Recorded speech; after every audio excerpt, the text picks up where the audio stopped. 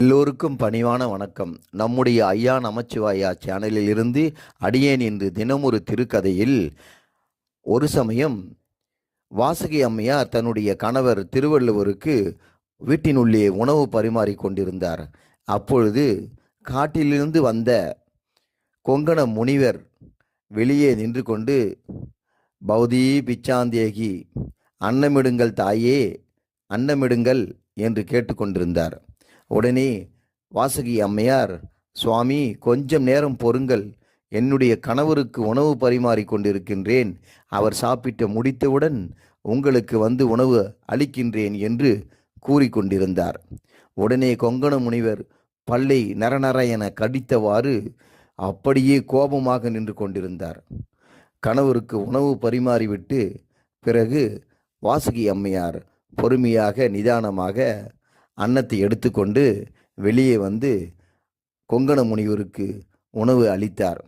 உடனே கொங்கண முனிவர் வாசுகி அம்மையாரை பார்த்து பல்லை கடித்தவாறு முறைத்தார். வேகமாக, அப்படியே கோபமாக, கனல் தீ பொறி பறக்கும்படி முறைத்தார்.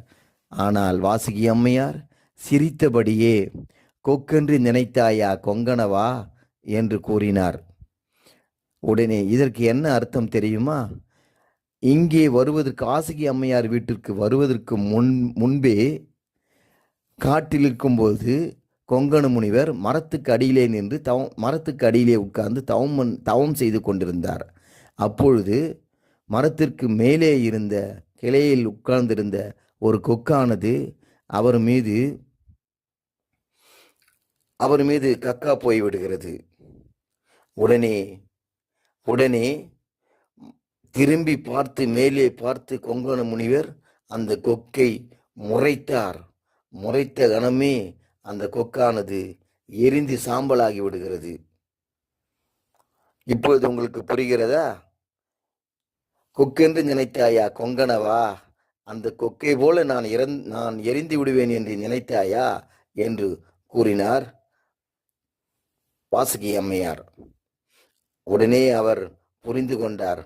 ஆஹா, பதிவிரதை இவள், கணவருக்கு பணிவிடை செய்யும், தூய்மையான பணிவிடை செய்யும் பதிவிரதை, நாம் தவறாக புரிந்துவிட்டோம், மன்னித்து விடுங்கள் தாயே என்று அங்கிருந்து மன்னிப்பு கேட்டுக்கொண்டு அங்கிருந்து சென்று விட்டார். ஒரு முறை திருவள்ளுவர் எப்பொழுதுமே திருவள்ளுவர் சாப்பிடும் பொழுது ஒரு ஊசியை கையிலே எடுத்துக்கொண்டு சாப்பிடும் இடத்தில் பக்கத்திலே வைத்துவிட்டு தான் சாப்பிடுவார் ஒவ்வொரு முறையும். ஒரு நாள் வாசுகி அம்மையார் கேட்கிறார், ஏன் சுவாமி இந்த ஊசியை கையிலே வைத்து இங்கே பக்கத்தில் வைத்துவிட்டு சாப்பிடுகிறீர்கள் என்று. இத்தனை வருடமாக உன்னிடம் உணவு நான் சாப்பிட்டு கொண்டிருக்கிறேன், என்றைக்காவது ஒரு நாள் நீ தெரியாமல் உணவை கீழே போட்டுவிட்டால் அதை இந்த ஊசியில் எடுத்து நான் தட்டில் வைத்து விட வேண்டும் என்பதற்காக வைத்திருக்கிறேன். ஆனால் நீ அதற்கு இடம் கொடுக்கவில்லை வாசுகி. உன்னுடைய பொறுமையும் நிதானமான உபசரிப்பும் என்னை கவர்ந்து விட்டது வாசுகி. நீ நீடூடி வாழணும். உனக்கு நான் என் மனதார உன்னை நான் வாழ்த்துகிறேன் என்று திருவள்ளுவர் அவரை வாழ்த்தினாராம்.